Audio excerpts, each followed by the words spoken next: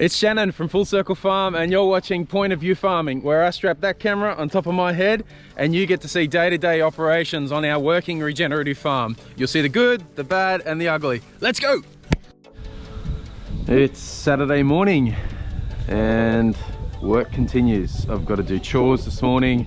We're going to go down and do the meat birds. We're going to feed pigs and pick up my water bottle I left there yesterday. And then we're going to move cattle. And then I'll come back, grab the family, and we'll all go down and do eggs. So come along for the journey. Grab a cup of tea, cup of coffee, and watch along with your local farmer and what mischief he gets up to. All right, here are our meat birds and ducks, meat ducks. Hey Pip, this is Pip. Hey sweethearts, okay. Nice and calm. You're okay. Yes, we love you. Yes, you're loved. You're loved. I know, you got a love tank, you need it full, don't you? I know. That's our meat ducks, or Oscar's meat ducks. They are going to their one bad day on Monday. So pasture-raised duck is on the menu. They're having a great old time. We've had so much rain here. There's a few ponds for them to play in. We're pretty light on with meat birds at the moment. We've got a couple of gaps in our batches, so if you buy chicken off us, stock up. No, we'll be right. We should be okay for stock, but yeah, we're pretty light on at the moment. Oh yeah, we've got another younger batch of ducks here as well. They've just been let out and having a bit of fun in the pasture. Hey guys, yeah, I won't hurt, just checking on you. So what you'll see when we're doing chores, you might see some dead chooks. You know, that's a part of it. We do get the odd one, couple of ones that don't make it. So this is their shed. The poo falls through, so they don't sleep in their own poo and they're up off the wet ground to sleep. We've got water lines. And yeah, it's just a good environment for them to be in, but then the doors open wide and they can go out and forage, and that's where they spend most of their day, out here. They've got feed. Bit of rain got in there. The lids have been blown off.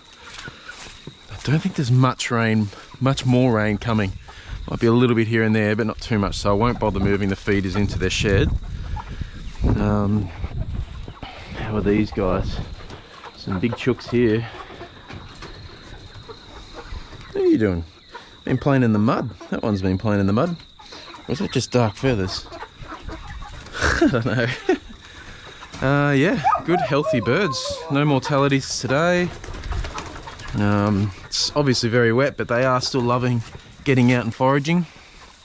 Okay, so I'll get these lids. Have you been taking the lids, dogs? Naughty pups. I don't know, I can't see teeth marks. Sometimes they play with them. Oh yeah, so inside that shed we've got day-old chicks. Do you want to go see them? I think you do.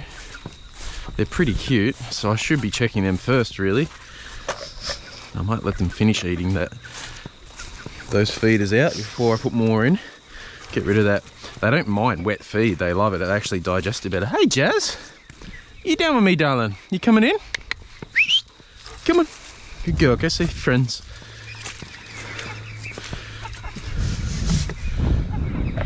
Put that cover on anyway, so they don't get even more wet. Alright, we better check these brooder birds. So we close them up while they're brooding, and we have a gas lamp which keeps them warm. A couple didn't make it. So when we get our day-old chicks, there's usually one or two, like the runts that are hatched and they just don't quite make it. So we've got two there, which is pretty usual. It's very warm. It's a good temperature in here, so I might just back that off a little bit. Down to 4 or 5.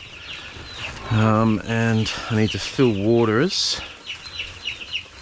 and feed. I'll get their feed first.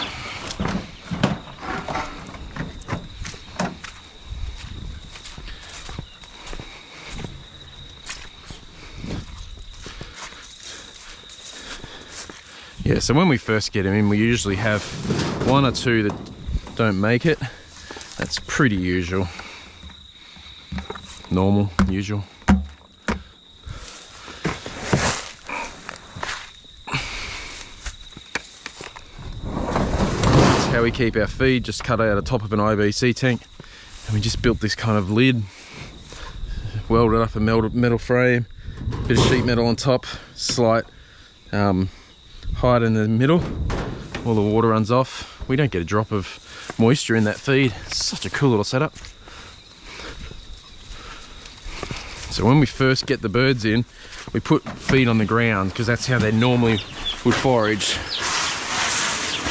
Then eventually we put them into feeders. Yeah, trick is not to step on the poor little fellas.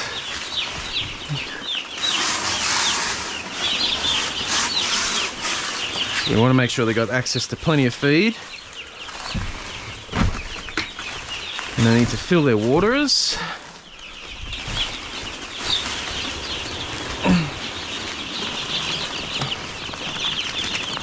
Hey guys. Pretty cute, aren't they?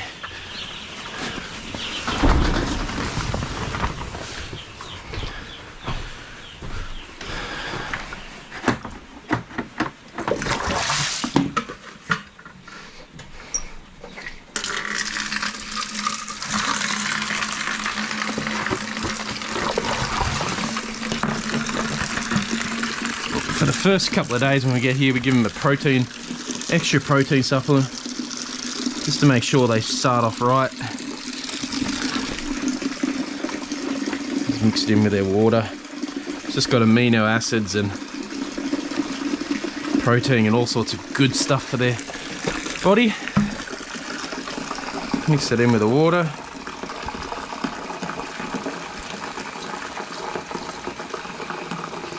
So as I've said in the first video we did on pigs, this is not always edited to be interesting the whole time. The whole idea is that it's not edited. So you're seeing it raw straight from what I'm seeing. So pretty much you can tune in to the farm that grows your food and see what happens. Eventually we'll do Facebook Live, so you can ask questions while I'm on the run, and I'll have my phone in my pocket and I'll answer questions as they come in. That'd be pretty cool.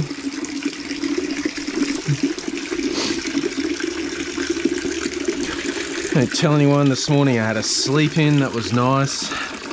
Didn't really get up till like 8:30. Living the life of a movie star, I tell you. You've got to have a lifestyle mixed into this game, so weekends we take it a bit cruisier. It is a 7-day-a-week job, so the odd sleep in here and there is not going to hurt anyone, is it? Alright, back with their water, one there. So we put this tarp off so we can greater control the heat in the colder. It is pretty cool. We had a cool southerly change come through. We are at the end of summer, so I'm just controlling the heat. These poor little fellas didn't make it, so they can go back into the ground as compost. Okay, so before I go, I check. Yes, they've got feed, they've got waters. We'll give them more waters as they get older, and we'll start putting the feed in feeder containers like that one we're hanging up. But it's nice and warm in here, good temperature. The gas lamp is where they can come and really heat up directly underneath it, but all around it's a really good temperature in here, and cold out here today. Close that up. Okay, ducks are accessing feed, that's good. The water lines are underground and we plug it in. We've got all different plug-in points along the paddocks, so they permanently fill up. They, consistently fill up by themselves. The chooks are happy. I don't need to fill their feed, especially because I'm loading these guys for the abattoir on Monday. On tomorrow, sorry, so they can finish this feed, and then we've got to restrict their feed anyway. So yeah, everyone's happy here. There's no mortalities, except for the 2 in the brooder. So I think that's it for meat birds. All right, you can tune back in when I get to pigs.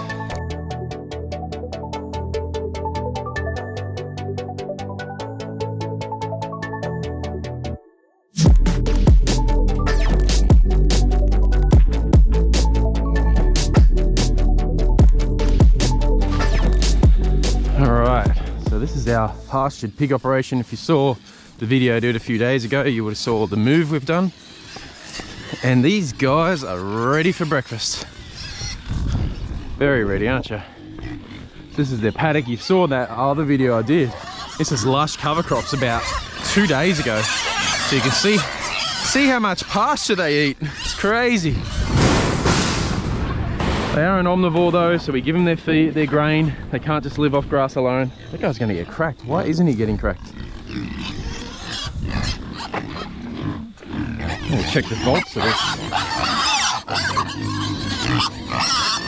Yeah, so it's only 1.2 volts.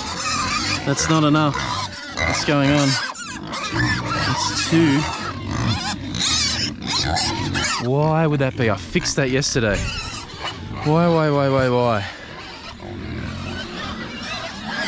I don't know what's going on with that fence lately, but it's something I've got to fix, because if these guys get a snifter that the fence is not hot, then they're out and they're a pain. The key is good spark on that fence, so it has to be fixed. How about I feed them first so you can hear what I'm saying? Oh yeah, there's a crack. So it is hurting, but oh, crack. It's not enough to worry them. It needs to be something where they'll remember not to touch it again. Oh. Pig.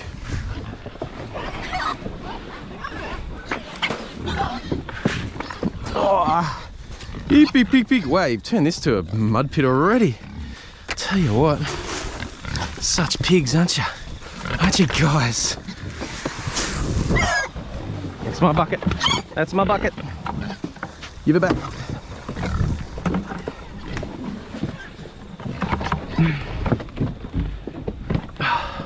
See, when I left that fence yesterday, it was 5.2. So 5,200 volts, which is exactly where it needs to be, even a bit more if we're being picky. And now it's back down to 1.2. Seriously, nothing's changed today. I haven't changed a thing.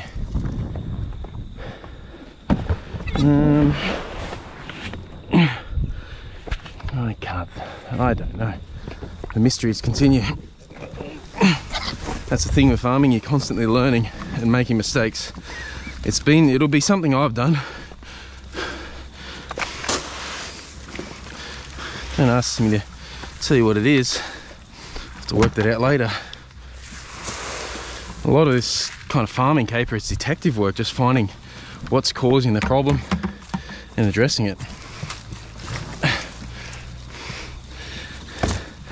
And this farming caper is mud on your hands too.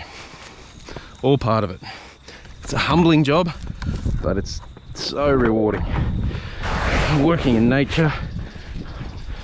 My teammate is that Willy Wagtail over there, making that call. These pigs. It's good fun. Bit of hard work. It never hurt anyone, right? Hey, I slept into 8:30 this morning. Can't be hard work. Sometimes I put little plots out like that because there's got a few young pigs like him that they get bullied out of the tubs. So make sure there's plenty of access for everyone to get their brekkie.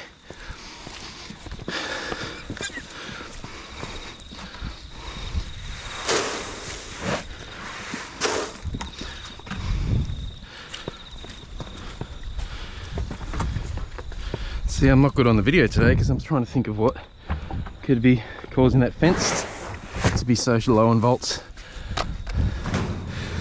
How many have I given them? Here, one more bucket.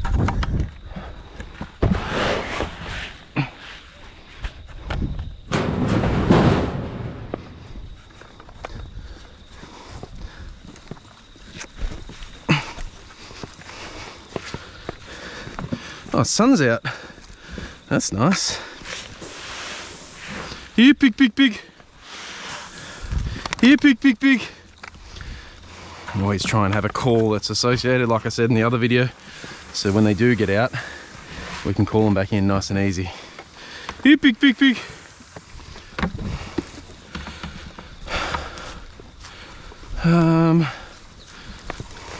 guess I should do a little bit of troubleshooting with this fence. It's not as interesting as I'd like for you, but it has to be done. And like I said, these videos are not edited to be fancy. They're as is. So you come, if I've got a problem with the fence, you come along with me until I fix that fence. So that's 3.6.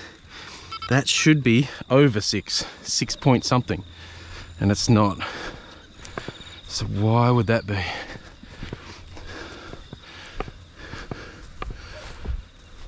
I hear clicking over here. Ah, I know. I see. I see what's happened. That's touching that. That tells me that next door neighbour's cattle have gotten through, because I didn't leave it like that. And that's shorting out on that. That line shouldn't be touching this line. So now let's check it. All right, there we go. We're back up to 4.7, 4.8.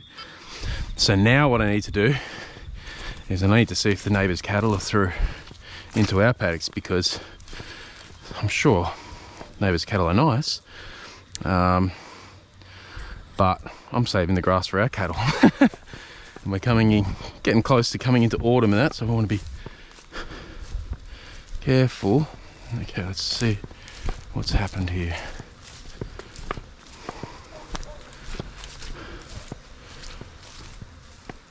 I hear something. Did I hear something? Is it just my imagination? I don't know, birds.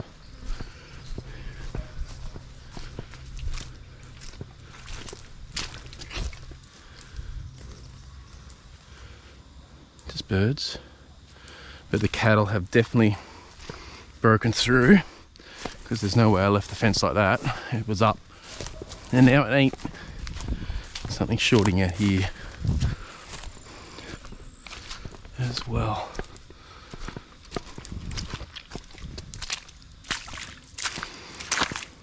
Just there, see that soil touching? Got to time it.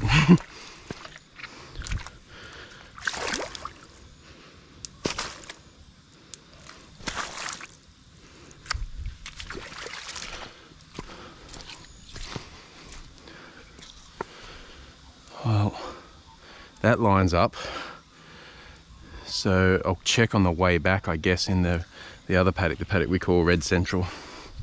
It's called Red Central because there's plenty of red bellies in it, red belly black snakes. Yeah, not either. Yeah, we just see lots. If we're going to see a snake, it's usually in that paddock, in other paddocks. All right, so at least we've sorted out the pig problem. So now this fence, just double check, should be back up to 4 point something, which is good. 4.4, yeah, that's good. 4.8 on that line. Okay, so that's better. Now we just need to fix that line some other time, but I won't bore you in that process. I'm going to cut now, and you're going to tune back in when I'm over way over there, a kilometre or so. We're going to move the cattle. See you soon.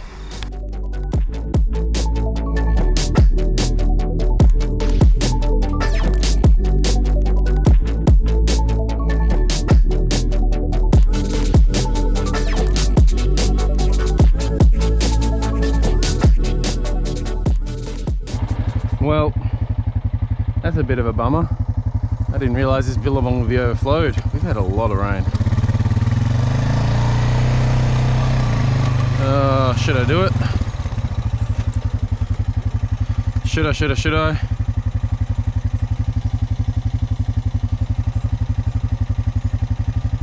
All right.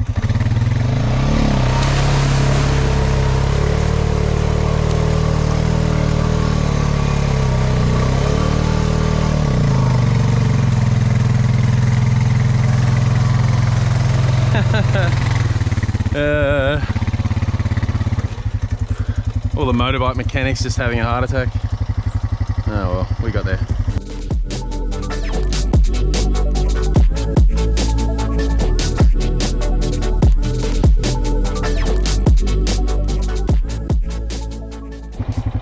Alright, here's the herd.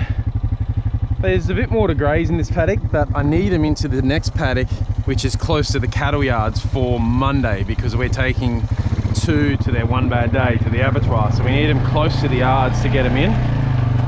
So we're going to move them. I don't know how keen they would be to move, because there's still plenty of feed in here.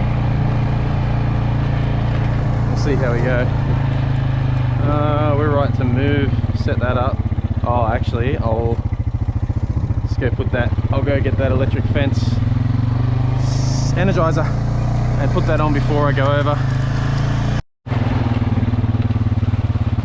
Excuse me, fellas.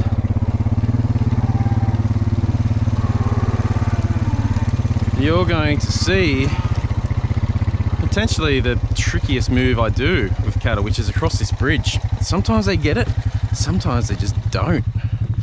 They don't like the feeling of it. I guess it's a bit slippery or whatever. So red belly lives somewhere here, so I better just dot my I's and cross my T's. Keep an eye. That doesn't make any sense. Make a little bit of sense.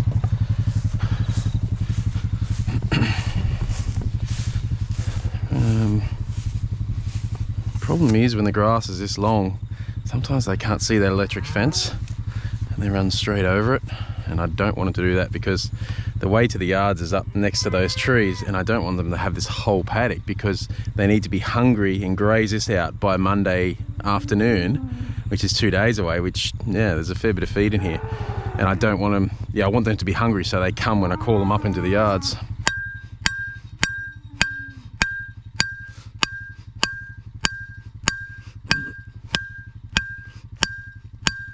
See? Told you it works. You guys want a new paddock? Shan't be long.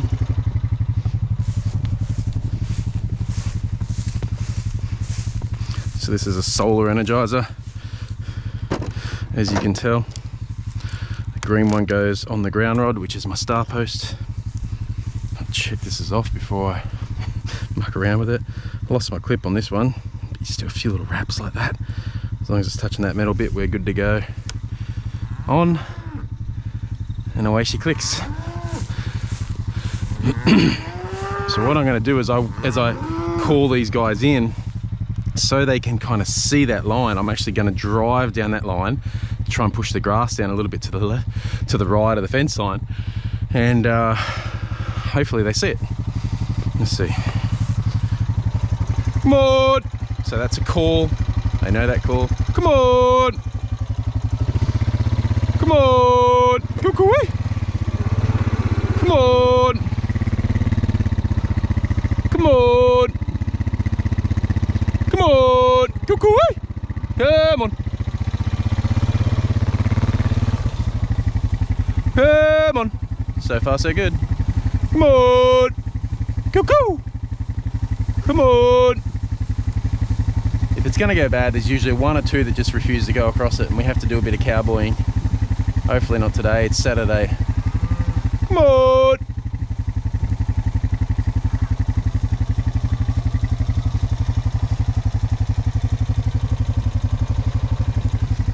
Come on!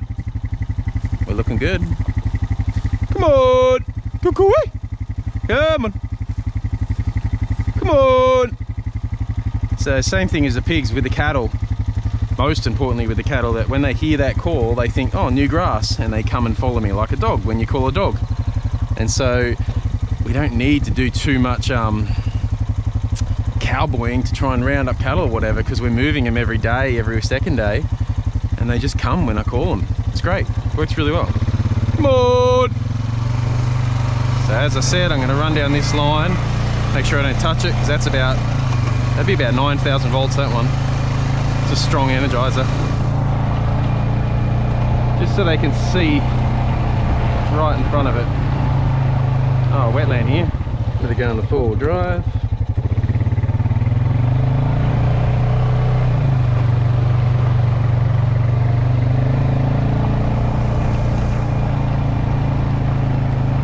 They can see the rest. That's shorter grass down there. Yeah, so you can see now, I've done that. It's just a little bit of a gap on grass so they can see that fence before they run into it accidentally. So definitely want them in this paddock so I can straight up the race on Monday afternoon, ready for drafting in the yards, which I'll probably put the GoPro on for that too. You can tune in if you'd like.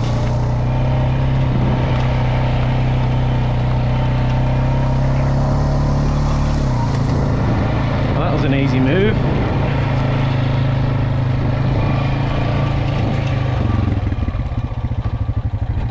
They got more grass than they can poke a stick at.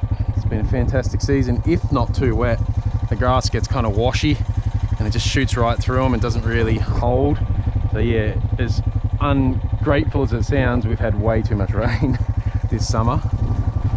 But I'm happy for a lot of farms that are cheering for joy. I am too. Like, it's better in a dry season, but it certainly makes it trickier to put fat on cattle, that's for sure. In this coastal environment as well, coastal grass is not particularly suited for fattening cattle. As soon as you go over the Great Dividing Range there, there's less rainfall and the proteins and the minerals hold in that grass better. But I think we're good.